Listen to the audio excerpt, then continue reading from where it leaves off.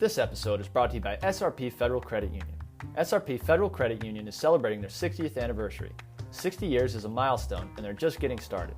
With over 20 local branches, SRP has grown to be the largest locally owned financial institution and has given back over $250,000 and counting to local schools.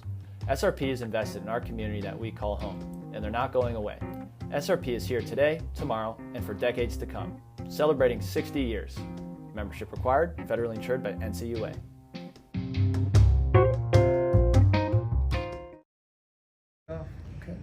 Well, today I'm with Jason Tufts, who's the executive chef at Malia's here on Lawrence Street.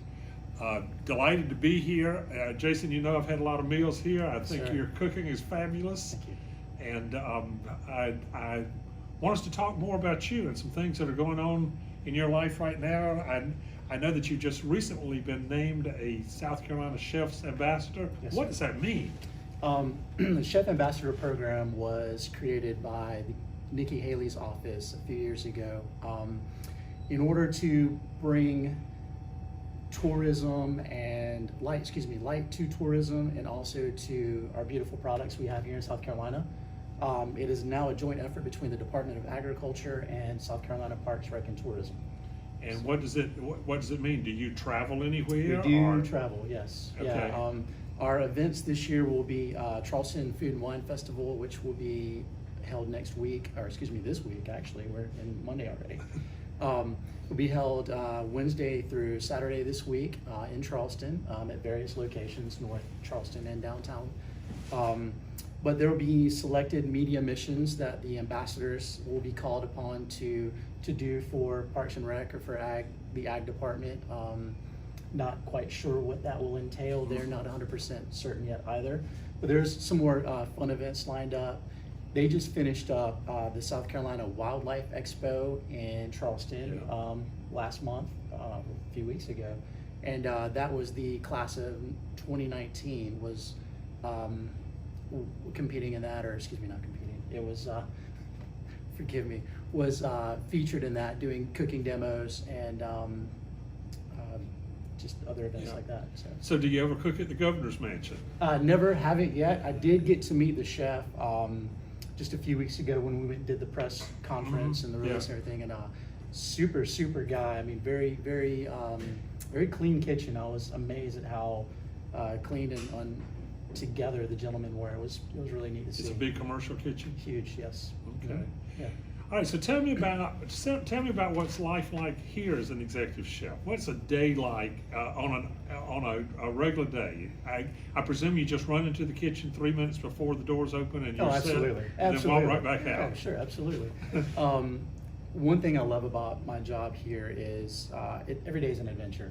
Nothing is ever the same, and I think as a chef or somebody who has a very adventurous spirit, it kind of fuels me to come in and just to greet every day as a new, exciting day.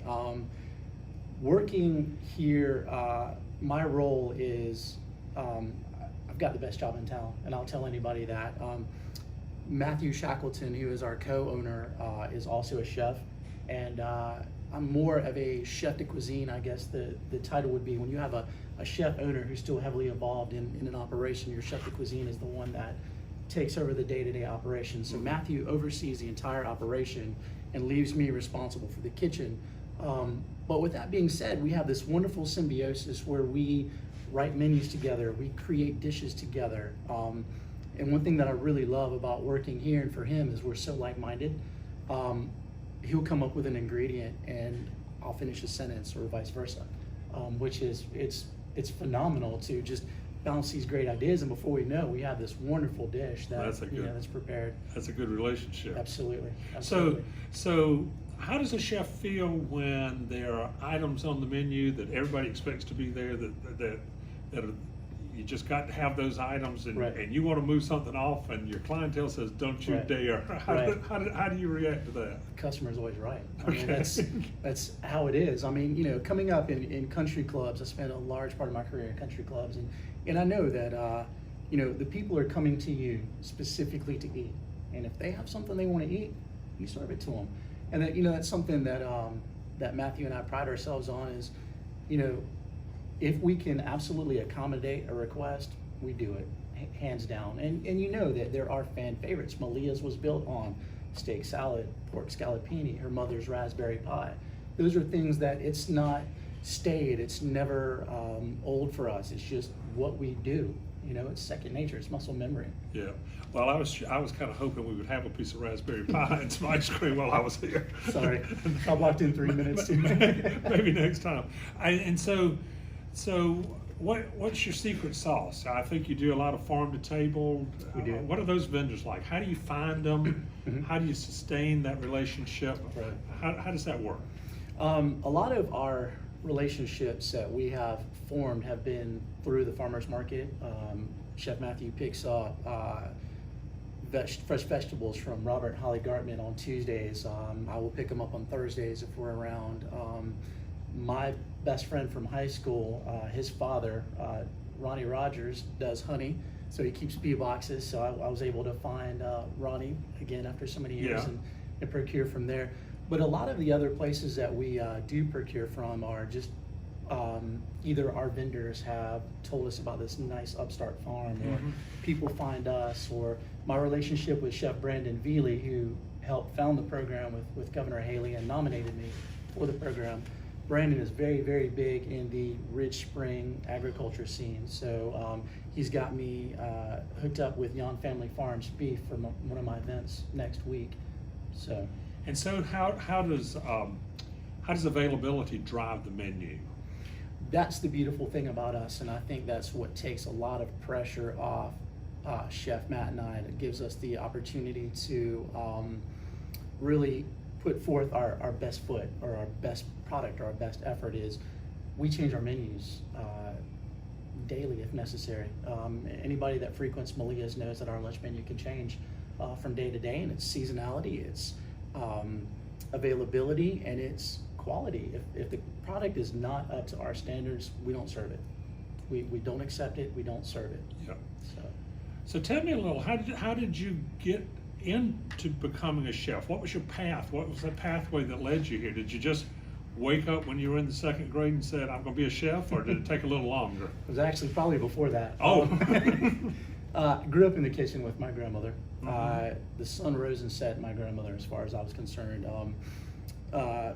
An Italian lady from New York, and she spent all day in the kitchen, and everywhere she was magic. I just wanted to be with her. So, you know, I'd be underfoot, so she'd give me something to do. Here, stir this, knead this dough. This is what grandma's doing here. And my love just grew and grew and grew.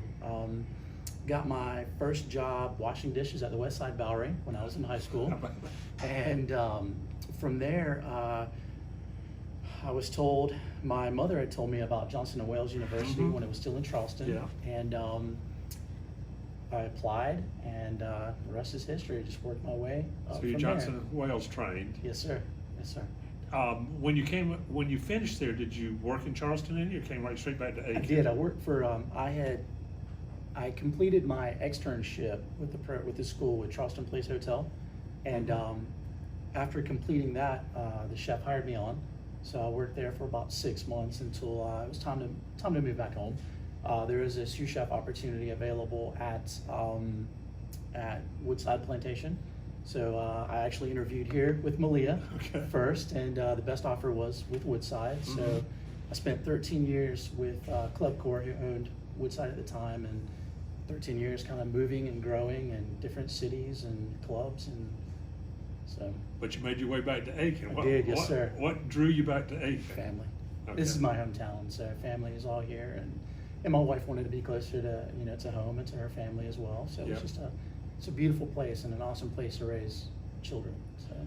All right, so you cook here all day. What's your go-to meal when you get home? Peanut butter and jelly. Just kidding. I'm just kidding. Really, it depends upon what we're in the mood for.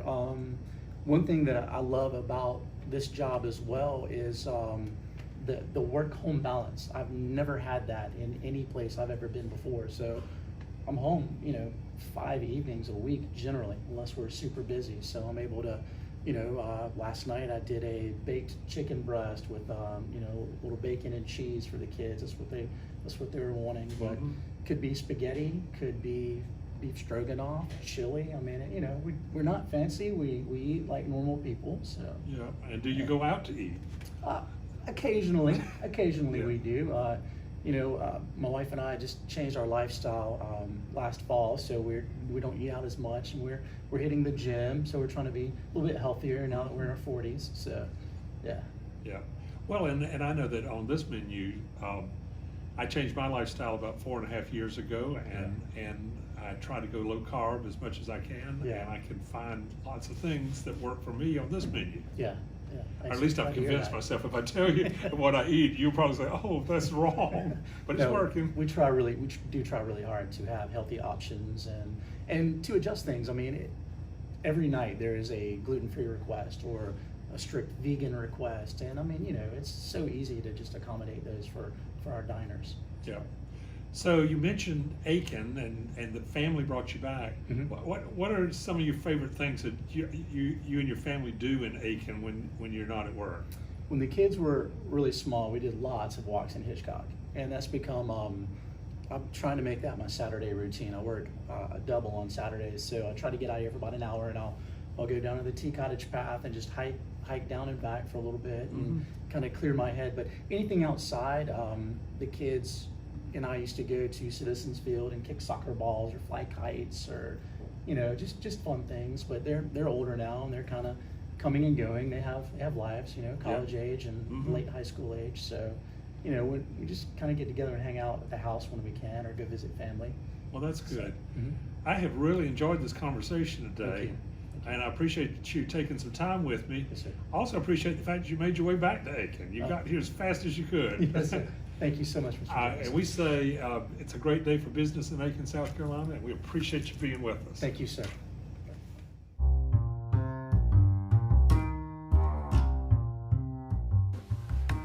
That concludes today's episode of Lucky Enough. Thanks for tuning in, and thanks again to our sponsor, SRP Federal Credit Union. Until next time, I'm David Jameson, and let's remember to support our local businesses.